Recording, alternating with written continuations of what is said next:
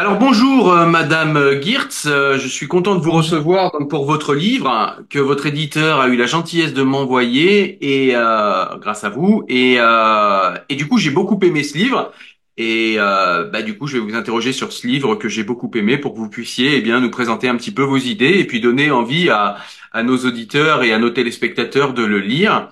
D'ores et déjà, moi, je peux dire que c'est un livre qui est vraiment intéressant, un livre que je conseille à tous ceux qui ne connaissent pas ce qu'est le wokisme, même aux autres, mais ceux qui ne connaissent pas ce qu'est le wokisme, c'est un livre qui est très complet et qui explique vraiment ce qu'est le wokisme. Donc, quelqu'un qui ne connaît absolument pas le wokisme et qui ne sait pas de quoi on parle, ce livre est très adapté pour lui, mais c'est aussi adapté pour ceux qui connaissent parce qu'il y a des angles particuliers que j'ai beaucoup aimés. On va en parler lors de cet entretien.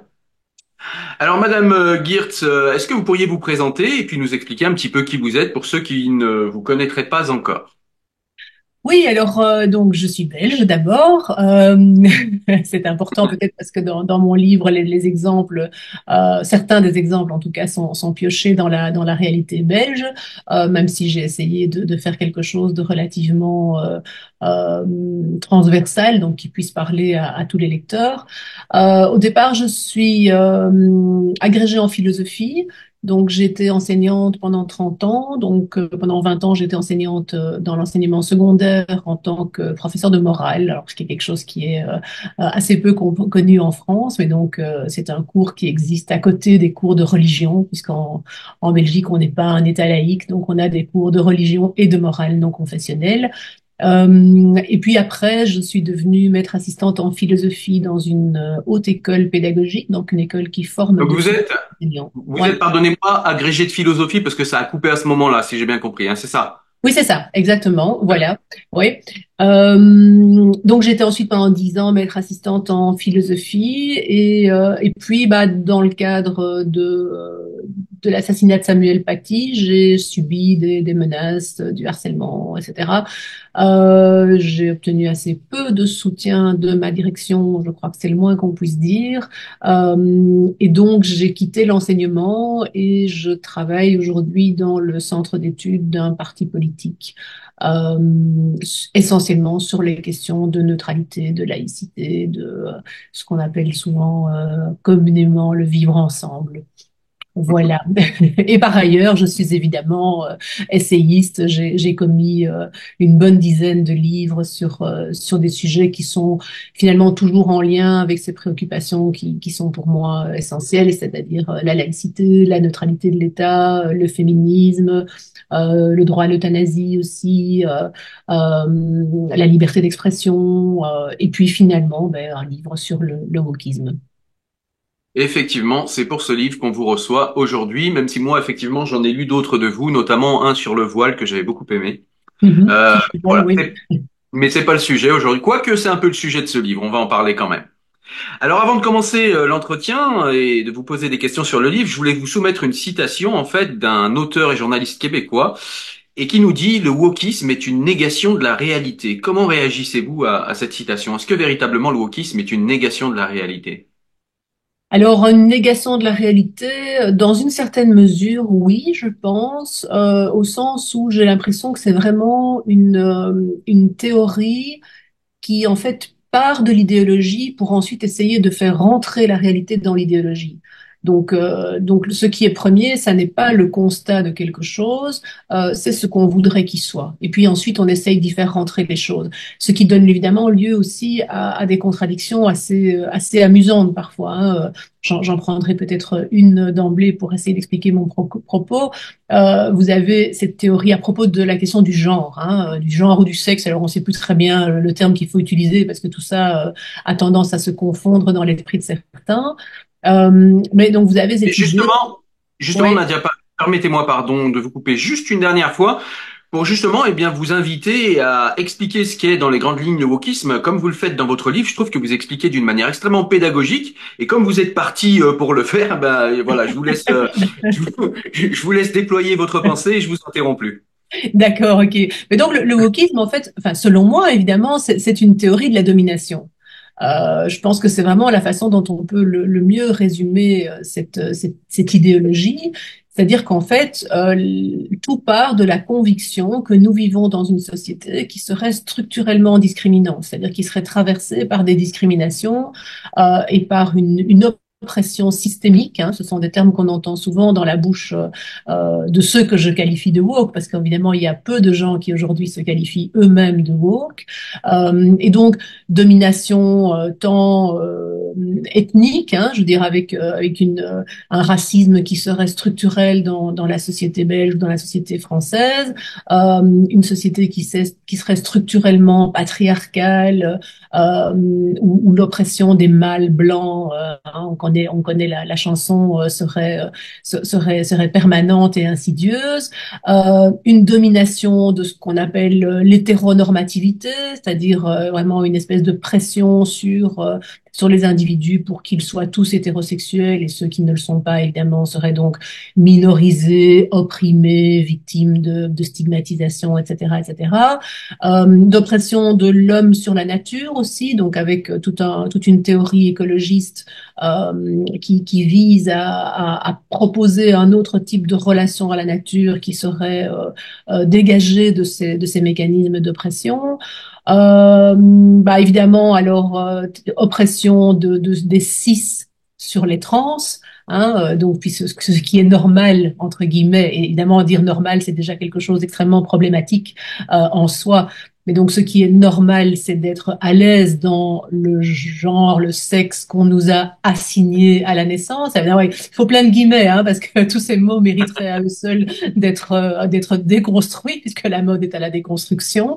Euh, mais donc, en fait, c'est une espèce de miroir déformant qui nous est renvoyé et qui pousse à une espèce de flagellation permanente. C'est-à-dire qu'il s'agirait de s'excuser à tout bout de champ, d'avoir rendu possible une société aussi abominable pour tous ceux qui ne sont pas d'une manière ou d'une autre dans la norme. Et c'est ça qui, moi, me dérange profondément. Euh, c'est le fait de partir de quelque chose qui existe évidemment, c'est-à-dire le racisme existe, l'homophobie existe, le sexisme existe, etc., etc., la transphobie existe, pour en faire des choses qui seraient à ce point permanentes dans la société qu'il faudrait vraiment, je dirais, revoir notre société de fond en comble, mener une révolution dont on ne sait pas très bien à quoi elle mènerait.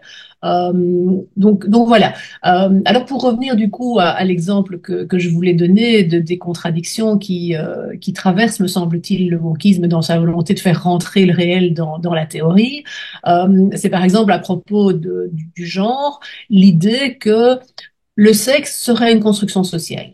C'est-à-dire qu'au fond, ce serait extrêmement réducteur et violent de considérer qu'il y a deux sexes. Le sexe serait un continuum dans lequel on pourrait se situer finalement comme on le ressent. On pourrait être homme un jour, femme un autre jour, ni l'un ni l'autre, donc non binaire, changer de sexe, non pas une fois dans sa vie, mais tant qu'on veut. Tout ça étant évidemment au libre choix au nom de l'autodétermination. Et en même temps, le wokisme va revendiquer, par exemple, des quotas, donc une manière de visibiliser les femmes qui sont soi-disant invisibilisées en permanence. Mais évidemment, on ne peut pas visibiliser les femmes si on nie l'existence même de femmes.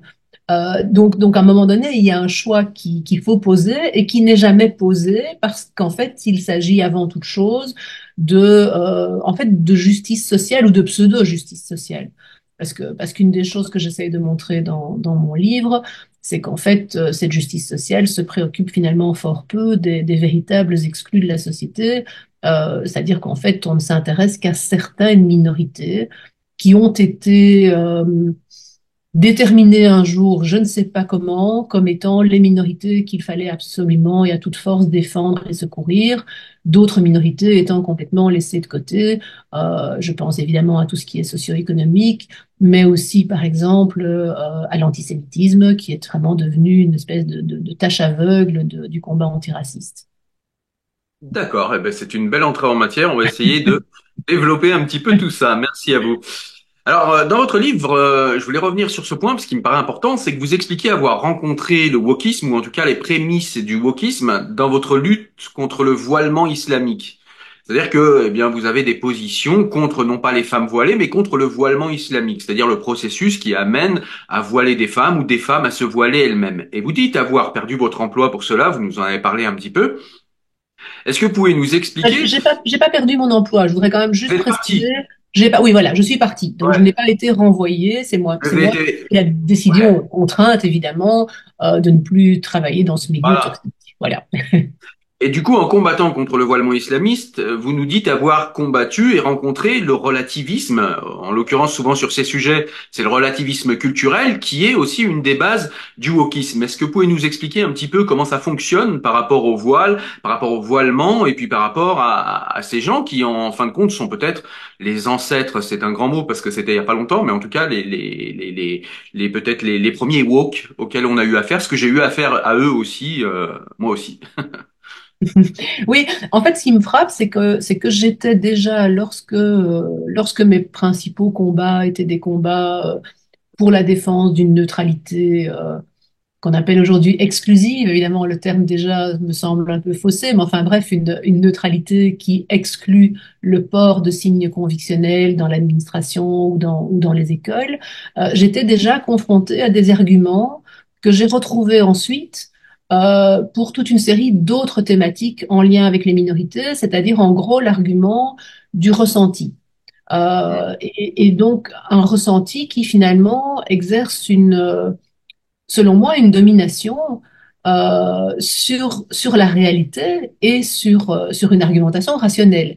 C'est-à-dire qu'il s'agit de dire, au fond, quand moi je disais, bah, un voile, ça s'enlève, c'est un morceau de tissu qu'on se met sur la tête et que donc on peut enlever, et donc il n'est pas acceptable de considérer que l'interdiction du voile, c'est de l'islamophobie, parce qu'en fait, ce qui pose problème, ça n'est pas le fait d'être musulman ou musulmane en l'occurrence, c'est le fait de le montrer de manière ostensible dans le cadre d'une fonction particulière.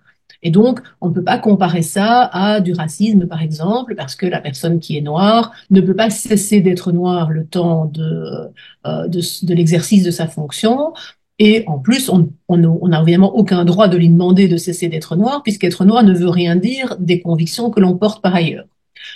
Donc, pour moi, il y avait toute une série de différences objectives entre le racisme et cette soi-disant islamophobie, euh, mais que je peinais déjà à faire comprendre parce que je me retrouvais face à des gens qui me disaient, c'est vrai, d'accord, en principe, bien sûr, un voile, ça s'enlève, mais pour les femmes qui le portent, ça fait partie d'elles de la même manière qu'être noir fait partie de l'identité de la personne qui est noire. Et donc, à partir du moment où elles me disent, ça fait partie de mon identité, je me retrouve en fait confrontée à cet argument du ressenti qui aujourd'hui a pris de plus en plus de place dans tous les domaines. Je veux dire qu'il s'agisse par exemple de ce terme racisé qu'on utilise de plus en plus. Je trouve que c'est un terme extrêmement intéressant parce il porte en lui justement une charge accusatoire. C'est-à-dire que avant même que j'ai, moi, racisé quelqu'un, parce que je pourrais raciser des gens. Ce serait quoi raciser quelqu'un? Ce serait de lui dire, bah, toi en tant que noir, ou toi en tant que maghrébin, ou toi en tant qu'asiatique, que penses-tu de telle ou telle thématique? Ce qui est évidemment raciste. Mais utiliser le terme racisé de manière très générale pour désigner toutes les personnes qui ont une origine ethnique qui n'est pas celle de la majorité, c'est en fait faire porter sur nous l'accusation qu'en permanence nous racisons. C'est-à-dire qu'en permanence, avant même d'avoir ouvert la bouche, on attribue à l'autre une origine à laquelle on le réduit. Et c'est ça qui est très étrange avec les woke, c'est que ils reprochent ça effectivement, mais en même temps, c'est ce que eux, ils font envers les gens comme vous, par exemple, parce que vous vous appelez Nadia Geert, et donc du coup, tu devrais être de notre côté de ce que tu t'appelles Nadia. Si tu t'appelais Pascaline, on comprendrait que tu sois pas de notre côté, mais là, tu t'appelles Nadia. Donc en gros, ils vous assignent eux, ils vous racisent eux, et c'est ça que j'ai du mal des fois à comprendre chez eux. Enfin, je voulais m'adresser à la philosophe. Vous nous avez parlé de ressenti, un ressenti par rapport au voile, mais par rapport à tout ce qui est autour du wokisme, un ressenti qui serait l'expression du libre consentement. Est-ce que ces gens ont oublié ce qu'est l'aliénation et qu'on peut, par justement des concepts d'aliénation, adhérer à sa propre aliénation, adhérer à quelque chose qui est néfaste pour soi? Que pensent ces gens de l'émancipation, en fait? Est-ce que c'est un concept qu'ils ne manient plus du tout ou qu'ils manient mal ou qu'ils ont tordu? Qu'en est-il de l'émancipation chez les woke? Parce qu'on les écoute beaucoup parler de discrimination dans une forme victimaire, mais quelle est pour eux la solution, en fait, pour s'émanciper de sa condition? Parce que c'est un petit peu, c'est mon tropisme français, mais forcément, pour moi, aller vers la liberté, c'est s'émanciper, c'est-à-dire sortir de sa condition de départ. Nous sommes aliénés, nous disent les philosophes, de ce que nous avons été un jour enfants. Et donc, du coup, nous sommes émancipés de ce que nous instruisons, nous comprenons le monde, etc. Que proposent ces gens pour s'émanciper? Au-delà de la dictature du ressenti, des désirs, Spinoza nous a bien montré en quoi tout cela est extrêmement aliénant, au contraire de ce que ces gens voudraient nous faire croire. Oui, mais en fait, je cherche en vain ce qu'il propose en termes d'émancipation et je pense même que le concept d'émancipation lui-même est complètement passé à la trappe, en fait. Euh, Hormis cette phrase un peu slogan qu'on trouve dans les milieux néo-féministes, hein, ne me libère pas, je m'en charge, mais qui en fait est, je trouve, assez désastreuse sur le fond, parce que au fond, ça veut dire quoi? Ça veut dire ben, que chaque personne est renvoyée à ses propres ressources intérieures pour se libérer et qu'il n'est même plus admissible de tendre la main, d'aider quelqu'un à s'émanciper parce que ce serait fondamentalement néocolonialiste, impérialiste, ce serait une manière de dire à l'autre comment il doit faire, alors que évidemment c'est scandaleux d'aller donner des ordres ou même des conseils. Et il y a toute une théorie autour de ça. Hein, je veux dire que, et là je pense que c'est vraiment singulièrement dans le néo-féminisme qu'on retrouve ça, avec cette notion de personnes qui sont concernées, de personnes qui sont alliées. Euh, et donc, au fond, bah, les concernés, ce sont uniquement les gens qui ont vécu les choses de l'intérieur. Donc, elles seules sont légitimes pour en parler. Ce qui, au passage, disqualifie évidemment les experts, fait en sorte que la seule parole légitime, c'est la parole de ceux qui ont vécu les choses dans leur tripes. Et ce qui, du coup, renvoie à tous les autres, c'est-à-dire ceux qui sympathisent à la cause, ceux qui sont antiracistes, ceux qui sont féministes, ceux qui sont pour les droits des trans, etc., dans le camp des alliés, c'est-à-dire de ceux qui en fait n'ont aucune marge de manœuvre pour dire ce qu'ils pensent qu'il faudrait peut-être faire. Tout ce qu'ils peuvent faire, c'est venir soutenir des luttes qui ont déjà été construites par les seuls concernés et qui sont évidemment des luttes qui parfois n'en sont pas ou qui parfois sont des concessions faites aussi à certaines formes de domination. Je pense à Ouria Boutelja, par exemple, qui reconnaissait elle-même que le voile était une concession au patriarcat. C'est quand même extrêmement intéressant, je veux dire, ou ces féministes comme Lalab par exemple, qui s'est opposée à la pénalisation du harcèlement de rue, en disant, ben, en fait, si on pénalise le harcèlement de rue, ça va encore une fois être une façon de stigmatiser les jeunes garçons des banlieues, qui sont déjà par ailleurs victimes de violences policières, etc., etc. Et donc, on a affaire à un mouvement soi-disant féministe qui capitule, selon moi, sur un combat féministe essentiel pour ne pas stigmatiser d'autres minorités. Donc, je pense que je me suis évidemment un petit peu perdue parce que je me laisse aller en fonction des idées qui me viennent, mais je crois que ce qui est dramatique dans le wokisme, c'est cette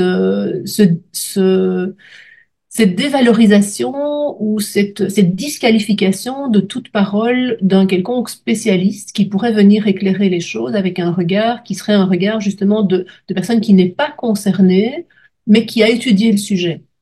Je pense personnellement que les regards doivent être complémentaires. Je pense qu'évidemment, la parole des victimes, la parole des concernés est une parole intéressante, mais je pense qu'un monde dans lequel on n'a plus cette sorte de triangulation finalement entre la victime d'une part le coupable de l'autre et puis l'institution judiciaire ou le scientifique qui vient apporter un regard, un éclairage de personne qui a étudié la question. Donc un monde où on se passe de ça, c'est un monde en fait, selon moi, qui revient à un monde finalement d'une extrême violence et d'une extrême subjectivité aussi. Ouais, c'est clair. Il y a beaucoup de contradictions chez ces gens, en ce sens que vous avez raison. Ils nous parlent ils nous parlent du fait que seuls les concernés pourraient parler de discrimination parce qu'ils les ont subis. Or, il me semble que justement, sur d'autres sujets, quand une personne a subi une injustice, on a inventé les tribunaux pour que ceux qui ont subi l'injustice ne soient pas les juges de leur propre justice, parce que Oui. forcément leur subjectivité est touchée, et donc ils ne peuvent pas avoir en fait une pensée juste, rationnelle, équilibrée, justement parce qu'ils ont été impactés dans leur ressenti et que justement ça déséquilibre la pensée. Donc ça, c'est une contradiction logique chez eux. Et puis il nous parle également d'empathie. Moi, je suis végétarien. Alors, je suis pas un religieux végétarien. Hein. Je suis végétarien pour des raisons qui me concernent et je vais Aussi. pas développer. Voilà, je vais pas forcément développer, mais ça voudrait dire dans ce cas-là que bah, seule une vache pourrait parler de l'oppression des vaches. C'est complètement idiot. Ça veut dire que moi, je peux pas avoir d'empathie envers quelqu'un ou envers des animaux ou envers des êtres sensibles. Je ne suis pas doué d'empathie et cette empathie ne peut pas me pousser à une analyse des discriminations que peuvent vivre telle ou telle catégorie de la population ou telle catégorie du vivant. C'est complètement surréaliste cette manière de penser, effectivement. Puis vous avez raison, ça décrédibilise bah, forcément les universitaires, les, les, euh, les gens qui analysent ces choses, parce que effectivement, s'il faut prendre en compte la parole, selon moi, des concernés, évidemment, leur parole, comme vous le disiez, est très importante, très intéressante, mais elle doit être analysée par des gens qui ont fait profession d'analyser ces données. C'est pas les personnes qui sont impactées par ces discriminations qui auraient, du simple fait qu'ils ont été discriminés, de super pouvoirs ou qui seraient tout d'un coup doués de possibilités d'analyse sociologique. Enfin, je veux dire, être discriminé, ça donne pas un diplôme de sociologie ni de Mhm. philosophie. Voilà.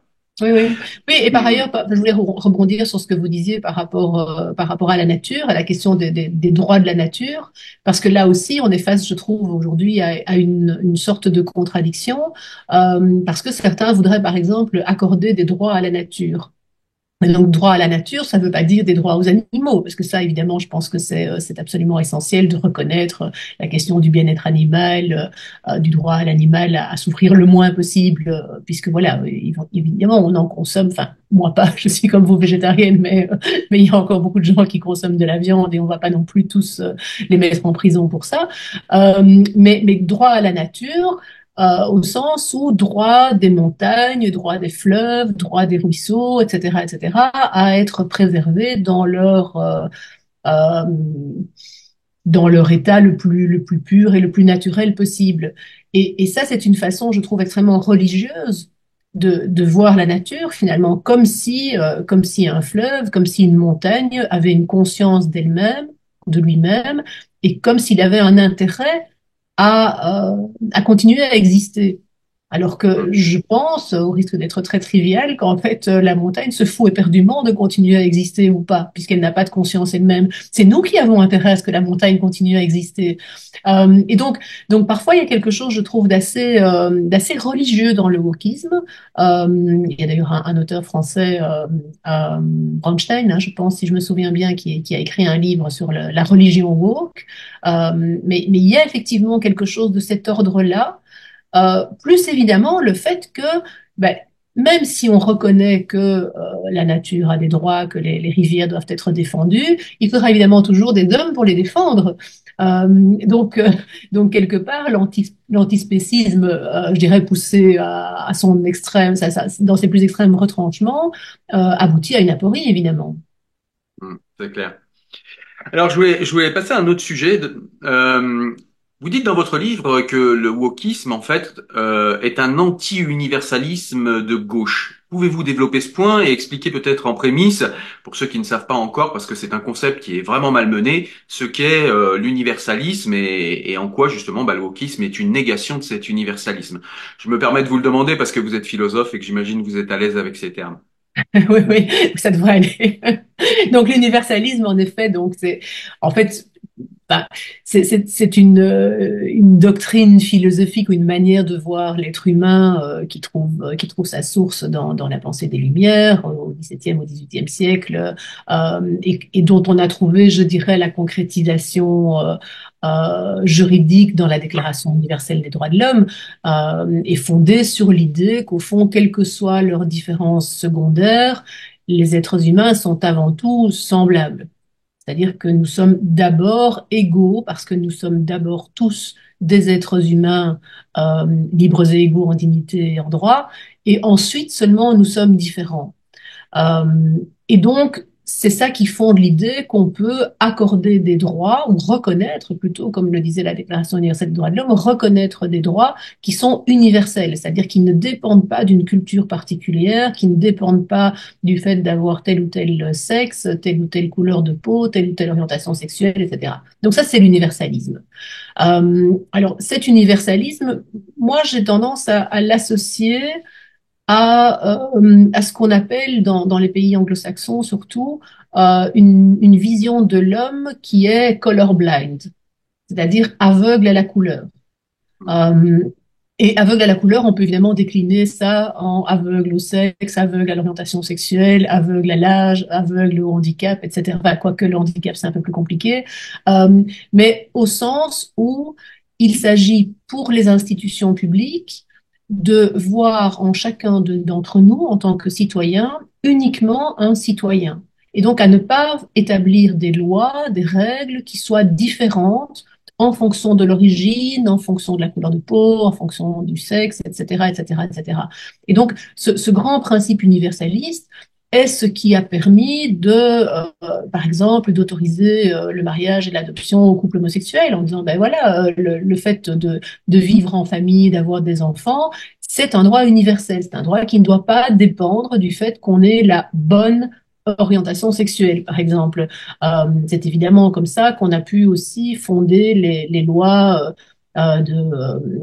l'abolition de l'esclavage, les lois qui condamnent le racisme et l'incitation à la haine et des choses comme ça. Et je pense que en fait le wokisme repose sur le constat que cet universalisme n'a pas toujours porté tous les fruits qu'on aurait pu en attendre. C'est-à-dire que évidemment, ça me paraît tout à fait évident qu'il existe encore aujourd'hui du racisme, du sexisme, de l'homophobie, etc., etc. La question est, au fond, bah, qu'est-ce qu'on fait avec ce constat? Est-ce qu'il doit nous mener à jeter le bébé avec l'eau du bain? C'est-à-dire à nous dire, puisque l'universalisme n'a pas tenu toutes ses promesses, c'est bien la preuve qu'il ne fonctionne pas. Mais pour mettre quoi à la place? Et ça, je crois que c'est un des gros problèmes du wokisme, c'est qu'en fait, il ne propose rien. Il se contente de détruire, de déboulonner, de pointer avec d'un doigt accusateur et vengeur tout ce qui ne fonctionne pas. Mais il ne propose rien de mieux. Parce que ce que moi je vois euh, comme piste permettant, ou qui nous amènerait à sortir de l'universalisme, ça n'est en fait rien d'autre que le communautarisme, c'est-à-dire le retour d'un droit communautaire, d'une reconnaissance de spécificité de certains groupes, de certaines communautés, qui leur permettent d'échapper au droit universel, en fait, de bénéficier d'un régime d'exception. C'est ce que les États-Unis ont fait d'ailleurs. Hein. Je consacre un petit chapitre dans mon livre à ça, puisque le wokisme vient des États-Unis. Et je pense vraiment que les États-Unis n'ont pas cessé de se dépêtrer dans la question de l'ethnicité. La question de la race est une question dont ils n'ont finalement jamais réussi à sortir par le haut, c'est-à-dire par ce projet universaliste colorblind. Ils se sont fondés sur une structuration de la société en termes de couleur de peau, hein, en distinguant les blancs et les noirs, parmi les noirs, les hommes libres et les esclaves, et puis avec aussi les premiers, enfin, les habitants d'origine qui, eux, n'étaient même pas comptabilisés puisqu'ils ne payaient pas d'impôts, donc ils n'avaient aucun intérêt. Et quand les États-Unis ou quand la mentalité américaine a abouti à se rendre compte que finalement c'était pas tenable et pas moralement acceptable, ils ont essayé de sortir de ça par en fait de la discrimination positive. Et donc, pas non plus des politiques colorblind. Il s'agissait en fait de compenser, de dire, ben voilà, puisque nous avons discriminé les Noirs pendant plus d'un siècle, nous allons maintenant, par des mécanismes de reconnaissance positive, leur donner un accès privilégié aux universités, par exemple. Et en fait, ils sont toujours occupés à essayer de sortir de ça, parce qu'évidemment, la discrimination positive suscite aussi en retour du racisme. D'accord, ouais, effectivement. Donc, pour synthétiser, si je devais résumer tout ce que vous avez dit, c'est que en fait, l'universaliste voit d'abord ce qui rassemble les êtres, alors que les woke voient d'abord ce qui sépare les êtres. Et au niveau des États-Unis, moi, c'est vrai que j'ai un peu du mal parce que souvent, quand on a lu Frantz Fanon, même si on peut être critique à son égard, Frantz Fanon, c'est quelqu'un qui, comme Tania de Montaigne plus récemment, nous explique que en fait, être raciste, c'est aimer beaucoup les Noirs ou aimer beaucoup une catégorie de population pour sa couleur de peau ou la détester évidemment. C'est-à-dire qu'il s'agit en fait du même principe, c'est-à-dire de ramener une personne à sa couleur, je sais pas, à ses cheveux pour les Noirs. Tania de Montaigne parle beaucoup de ça, donc oui. Effectivement, pour moi, c'est deux manières d'être raciste. C'est-à-dire que quand vous faites de la discrimination positive, pour moi, vous êtes un raciste comme quand vous faites de la discrimination dite négative. Donc oui, évidemment, je suis d'accord avec vous sur le fait que effectivement l'universalisme doit être critiqué parce qu'il n'a pas tenu toutes ses promesses et que parfois il a même été l'instrument de domination. C'est vrai, mais ça n'invalide pas le concept en lui-même. Je suis assez d'accord avec vous. Alors vous avez commencé à nous parler des États-Unis. Effectivement, le wokisme vient des États-Unis, même si certains nous disent que les racines viennent, et d'ailleurs vous en parlez dans votre livre, d'intellectuels français. Euh, et je voulais vous demander du coup, et vous avez commencé à répondre, eh bien, quelle est la continuité entre le relativisme culturel américain, donc le communautarisme anglo-saxon, et le wokisme? Est-ce que l'un naît de l'autre? Euh, Je veux dire, est-ce qu'on peut le résumer comme ça? Évidemment, on comprend que c'est lié, vous l'avez dit en partie, mais est-ce que véritablement l'un naît de l'autre? C'est-à-dire, est-ce que la vision, comme vous l'avez dit, américaine, qui est une vision quand même assez communautaire, hein, c'est-à-dire les musulmans, voilà, ils catégorisent beaucoup la population, puis c'est dans leur histoire, hein, il y avait les Noirs, les esclaves, les hommes libres, les Indiens, les non-citoyens, les sous-citoyens, etc. Et ça, c'est des choses que nous, on n'a pas connues en France. En tout cas, pas sur le oui, sol oui, français. oui. On l'a ailleurs, mais on l'a pas connu sur notre sol. Et donc, du coup, nous, c'est quelque chose qu'on comprend pas. Et du coup, j'ai l'impression parfois, c'est pour ça que je vous pose cette question, j'ai l'impression parfois que c'est cette vision américaine qui tend à s'imposer ici en France. D'ailleurs, on le voit souvent, les plus virulents défenseurs du wokisme en France, comme Rokhaya Diallo et d'autres, sont des gens qui ont fait leurs études aux États-Unis, qui sont revenus en France avec une vision racialiste quand on espérait en France et peut-être en Europe, eh bien, s'être débarrassé de cette vision racialiste de la société. Donc, en gros, là où je veux en venir, là où je veux vous emmener, c'est est-ce que il n'y a pas aussi une américanisation en fait de l'Europe qui justement nous impose cette vision-là?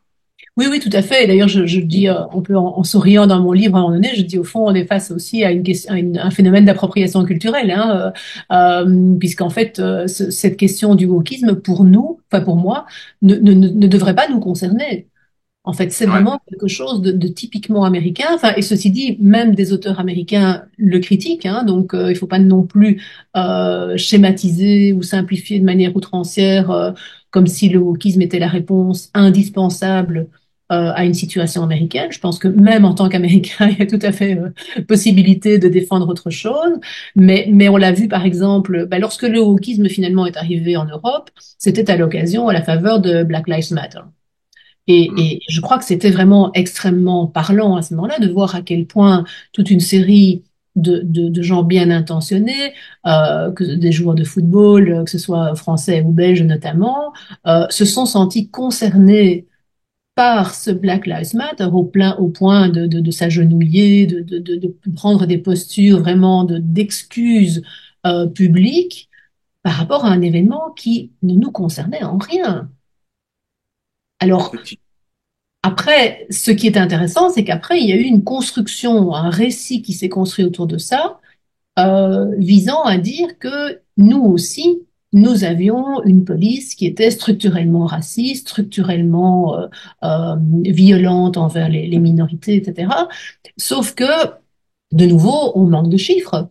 ou en tout cas les études qui sont faites sur la question ne concluent pas toujours d'une manière aussi franchement woke, je dirais. Au contraire, je parle d'ailleurs dans mon livre d'Ismail Saïdi, qui est un comédien belge qui est allé s'installer en France il y a quelques années et qui était confronté au fait que, enfin, on lui avait dit, oui, la France est un pays structurellement raciste.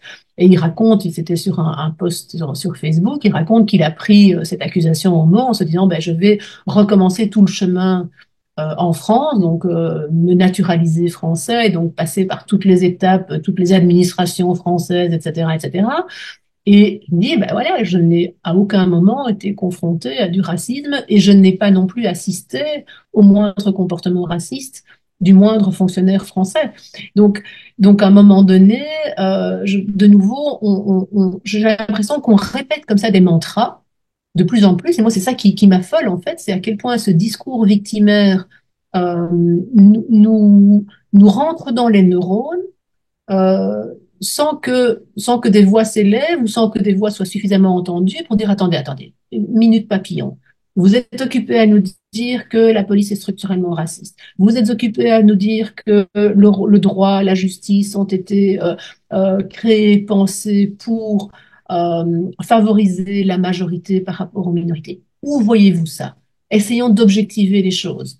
Le patriarcat, même chose. On n'arrête pas de nous dire que nous vivons dans une société patriarcale. J'ai souvent des discussions assez tendues avec des féministes sur ce sujet en disant, mais il est où ce patriarcat aujourd'hui?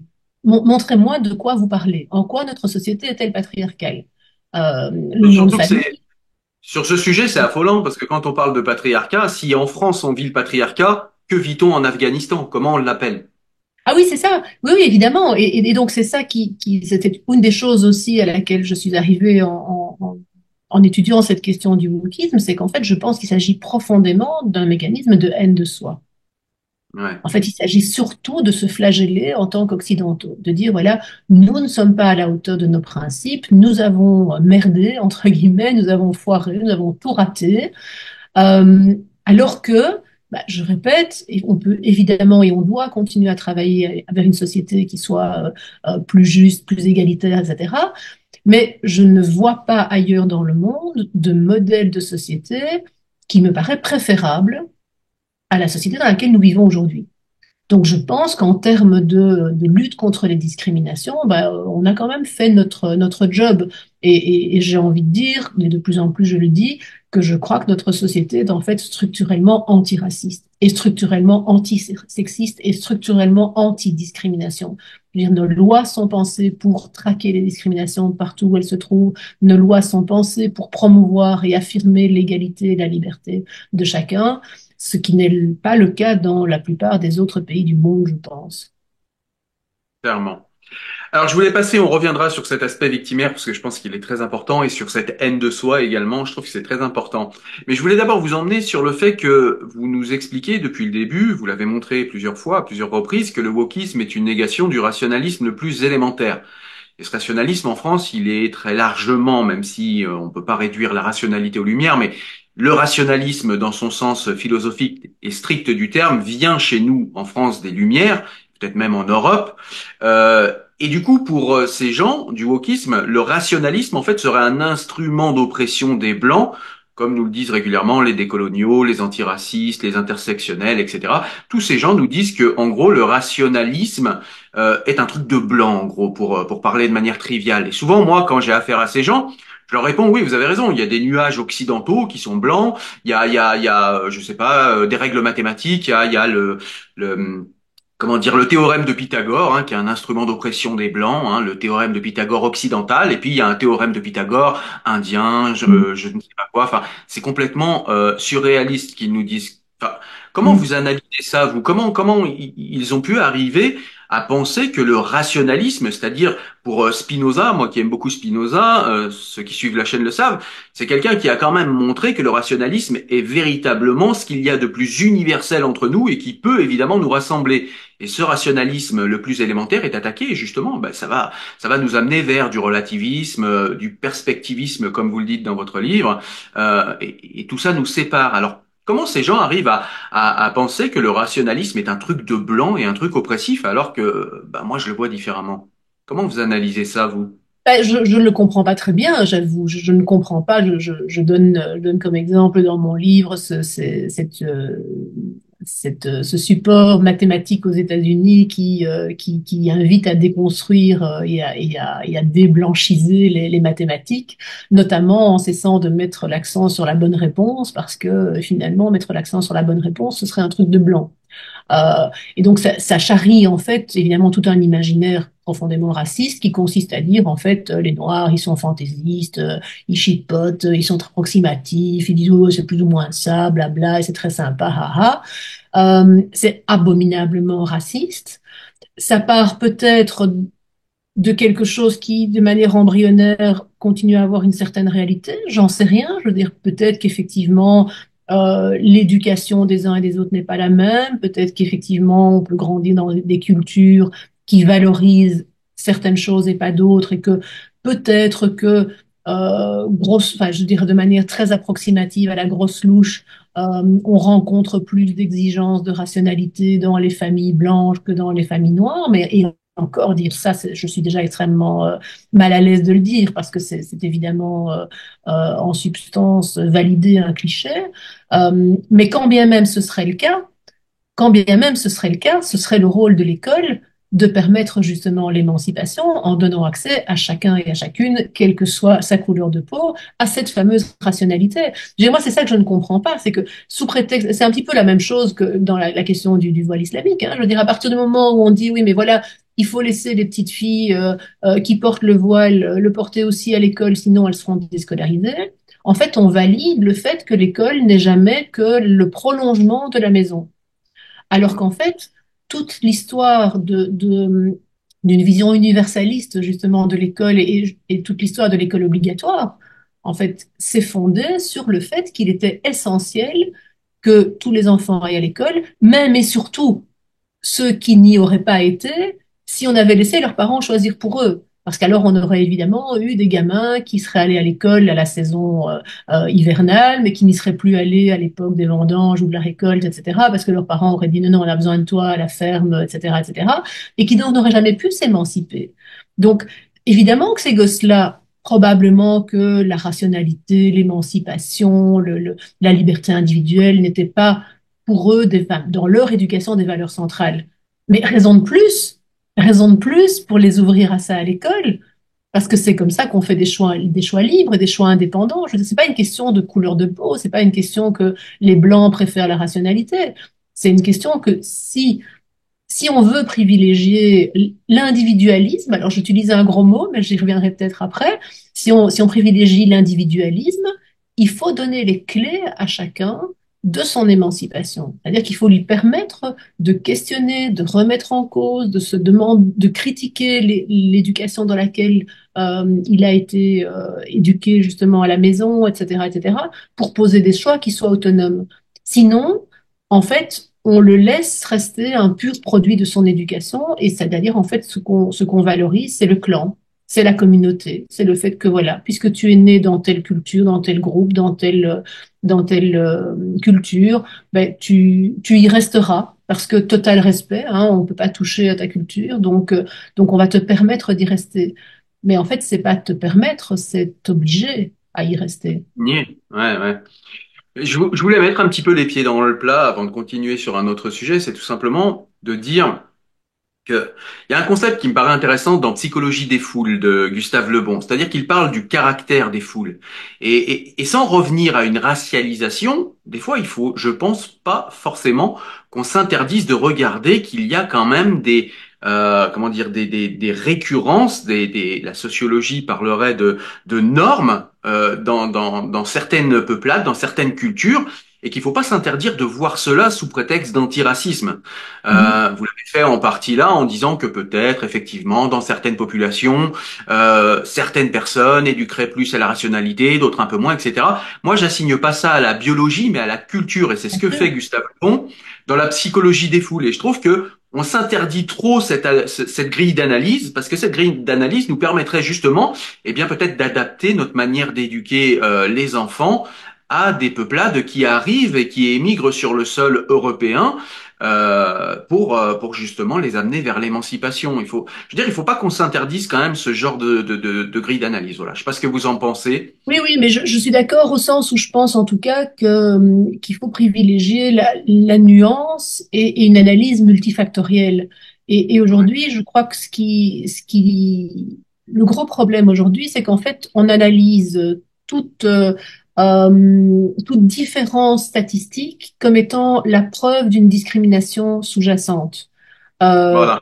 alors qu'en fait, c'est pas forcément ça. Je dirais, j'ai deux exemples qui me viennent en tête. Le premier, c'est au niveau du soi-disant sexisme.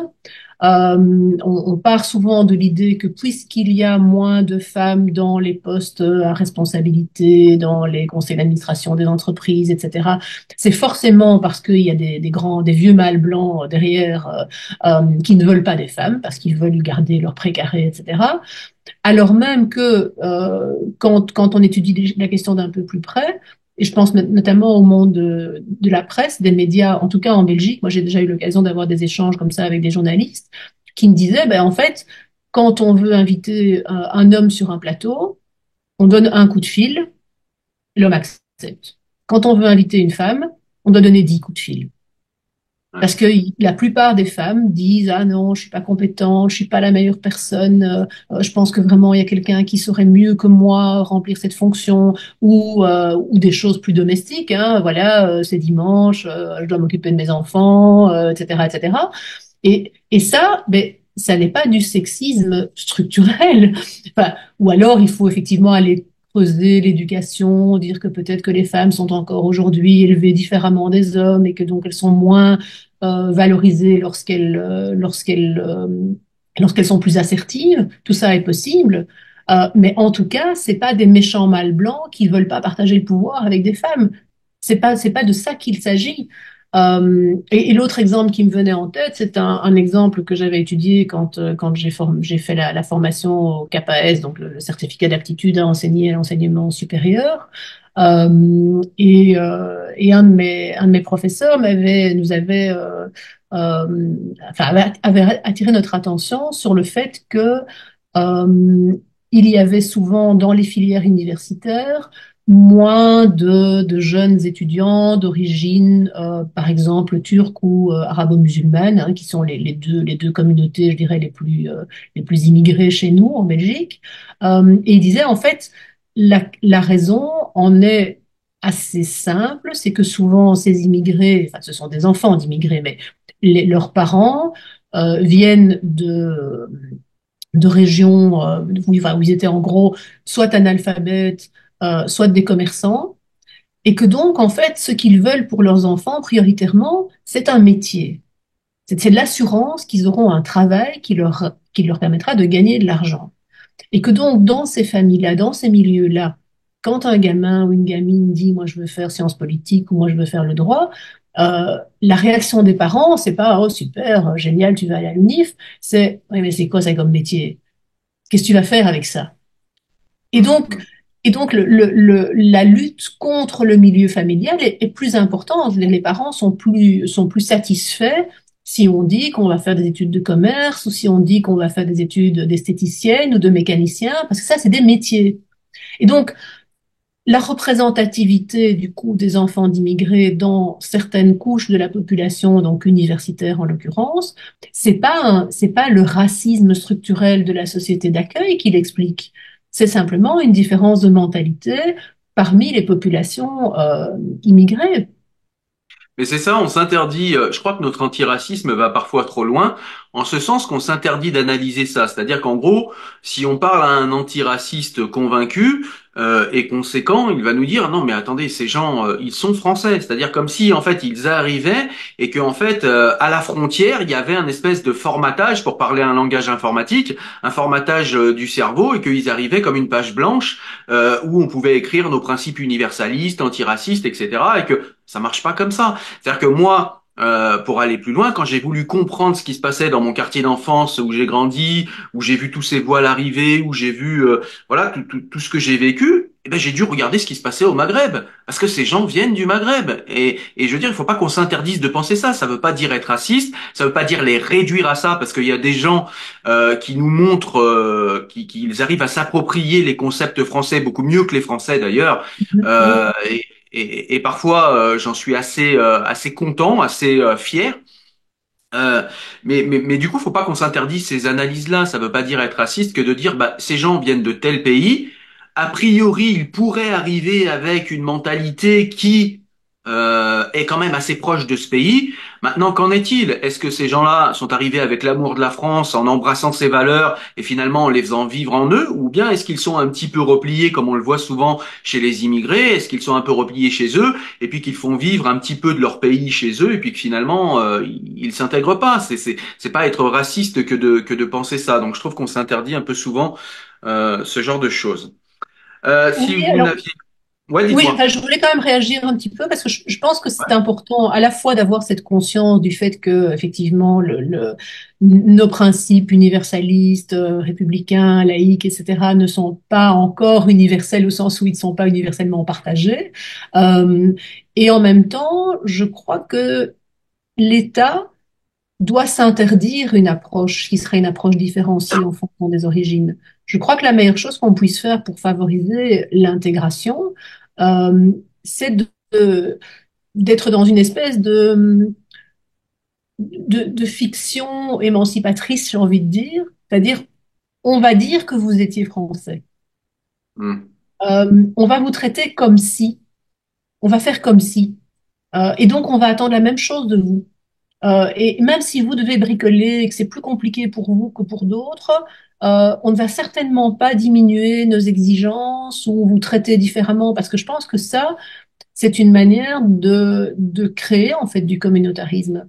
Je pense que quand quelqu'un arrive dans un pays étranger, euh, en fait, je crois que personne n'a envie de rester dans l'entre-soi. Je veux dire, quand on a un projet de vie à l'étranger, enfin, chez moi, si moi j'allais vivre en Chine, je crois que j'aurais envie que dans 2 générations, ou même la génération prochaine, mes enfants, mes petits-enfants se sentent chinois. Hmm. Sinon, je reste en Belgique. Mais évidemment que si le pays d'accueil, et la Chine n'est peut-être pas un bon exemple en l'occurrence quand on parle de pays d'accueil, mais bref, imaginons, restons quand même sur la Chine. Si la Chine ne met pas tout en place pour me dire, tu as fait ce choix, tu vas apprendre le chinois, tu vas aller dans des écoles chinoises, tu vas comprendre la culture, la mentalité chinoise, etc., parce que c'est pas du tout la même chose qu'en Belgique. Mais si elle ne fait pas ça, elle va m'inciter à rester dans mon ghetto ou à me constituer un ghetto de gens qui seront belges ou français, en tout cas qui parleront la même langue que moi, etc. Et c'est ça qui mène aussi au communautarisme à l'anglo-saxonne. Et je voulais dire ça aussi par rapport à ce que vous disiez tout à l'heure quand vous m'avez interrogé sur le communautarisme. C'est que moi, ça, c'est quelque chose qui me trouble beaucoup. C'est de me rendre compte qu'en fait, c'est la gauche, je crois qu'on peut le dire, hein, qui est la plus perméable au wokisme, alors qu'en fait, le communautarisme tel qu'il est vécu et organisé à l'anglo-saxonne, et en particulier aux États-Unis, c'est quand même un truc hyper libéral. En fait, il s'agit de dire, vous allez être mais complètement libre de vivre comme vous voulez, de pratiquer votre langue, votre culture, d'avoir des tribunaux qui vont vous juger dans votre langue et même selon vos propres principes juridiques. Mais c'est ultra libéral en fait. Il n'y a pas de réflexion sur l'intérêt commun, oui, enfin, la façon de vivre en société pour faire société. Et donc, en fait, la gauche devrait trouver ça abominable. Hmm. Et au lieu de ça, c'est elle qui est séduite par ce modèle. C'est quelque chose que je ne comprends pas, en fait. Ben, la gauche et la droite. Je voulais revenir d'abord sur quelque chose, mais juste pour aller dans la continuité de votre propos, la gauche et la droite, selon Jean-Claude Michéa, par exemple, je sais pas si vous l'avez lu, si vous le connaissez, mais selon Jean-Claude Michéa, Oui. évidemment, tous ces gens sont des libéraux, ils se rejoignent derrière un logiciel économique ultra-libéral, et du coup, pour lui, eh bien, ça n'est que finalement cohérence que de devenir ultra-libéral également au niveau sociétal. Ces gens-là, en fait, n'ont pas d'autre choix que finalement une cohérence qu'il aurait imposée. Donc voilà, c'est peut-être ça, peut-être que c'est autre chose, je sais pas. Je suis comme vous, je cherche à comprendre.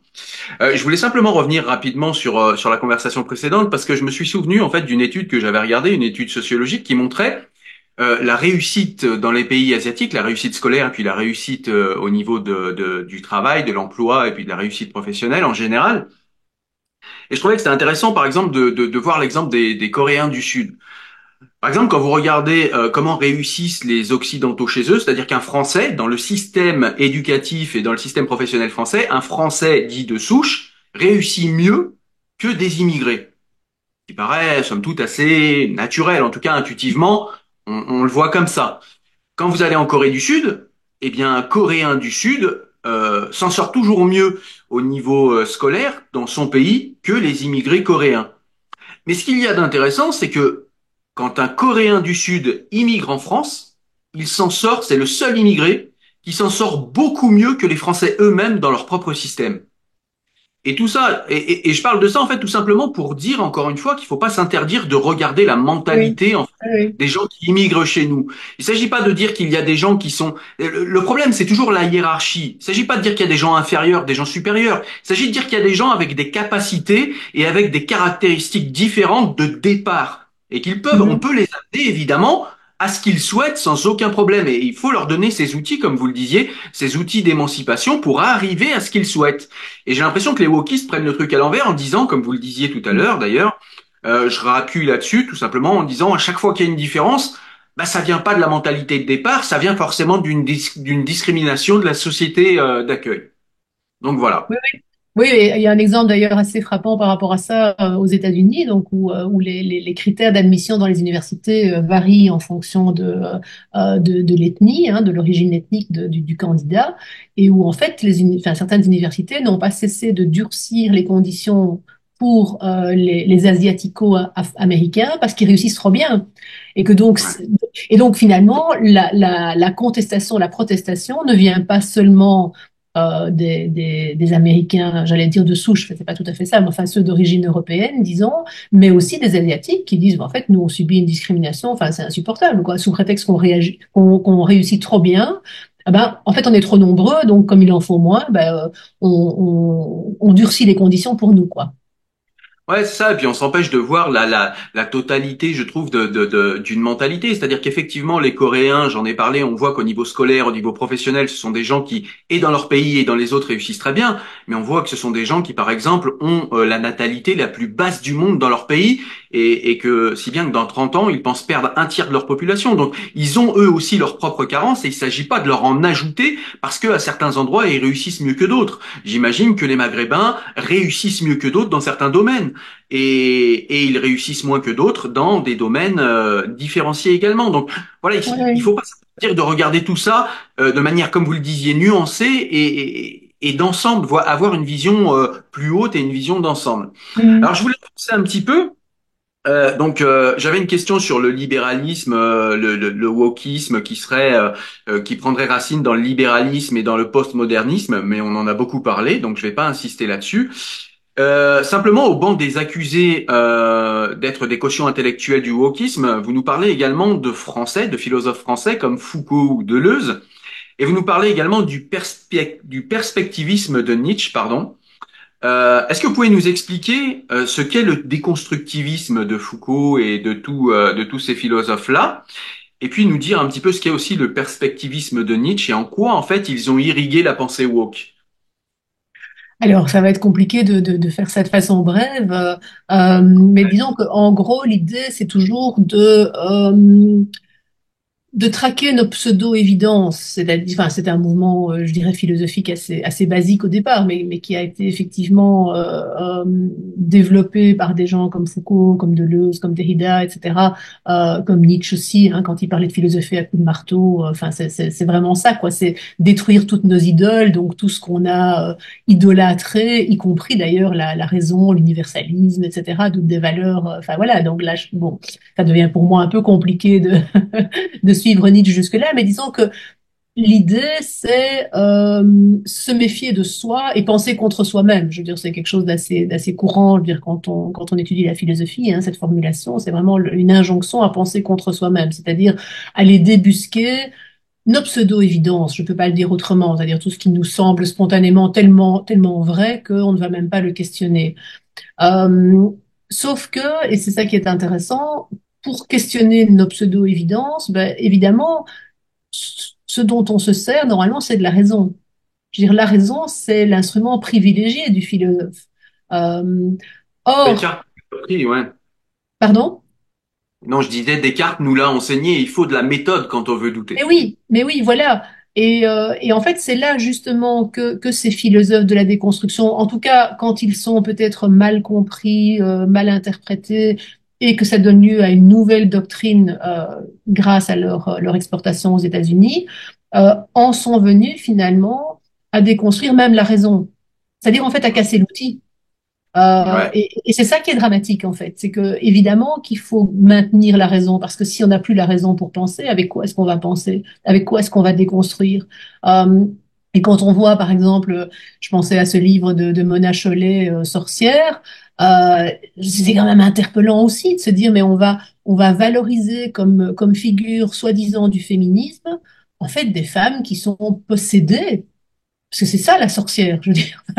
Bon, donc c'est curieux plutôt que d'aller dire, mais attendez, on a quand même des femmes qui sont d'authentiques rationalistes, qui ont pensé le monde, qui ont parfois été effectivement un peu trop mises à l'écart, dont on n'a pas suffisamment parlé, etc.